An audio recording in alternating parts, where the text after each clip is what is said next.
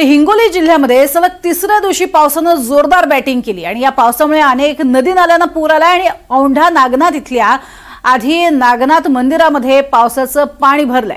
मंदिराच्या गाभाऱ्यात संपूर्ण पाणी भरलेलं आहे। आज श्रावणी सोमवार असल्यानं मोठ्या प्रमाणात भाविक इथे खरं तर दर्शनासाठी आलेले आहेत, मात्र गुडघाभर पाण्यात जाऊन भाविकांना नागनाथाचं दर्शन घ्यावं लागतंय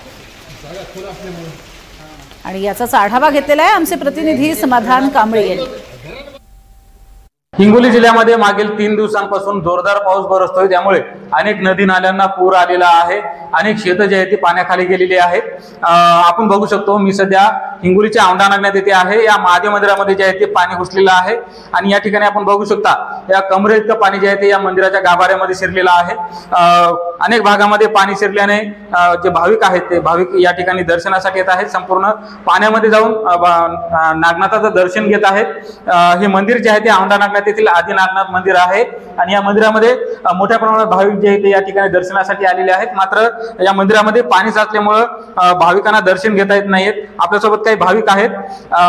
कसं पाणी साचले मंदिरामध्ये, कधी पाणी साचले? 3 दिवसापासून असंच पाणी आहे। प्रशासनाचं काही लक्ष नाही। भक्त औंढ्यामधून आता दर्शनासाठी येत आहेत, तरी पण काही तर काही व्यवस्था झालेली नाहीये। गावातील आमच्या काही भक्त मंडळी आहेत, त्यांनी मोटर लावून पाणी काढण्याचा प्रयत्न केलेला आहे, तरी भरपूर पाणी सध्या आहे इथे, तरी प्रशासनाचं काही लक्ष नाही।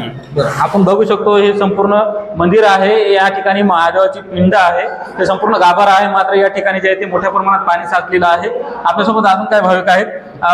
हे पाणी कसं साचतंय? दरवर्षी असते का? हो, दरवर्षीच असते। प्रशासनात दुर्लक्ष आहे? हा, प्रशासनाचं लक्ष नाहीये।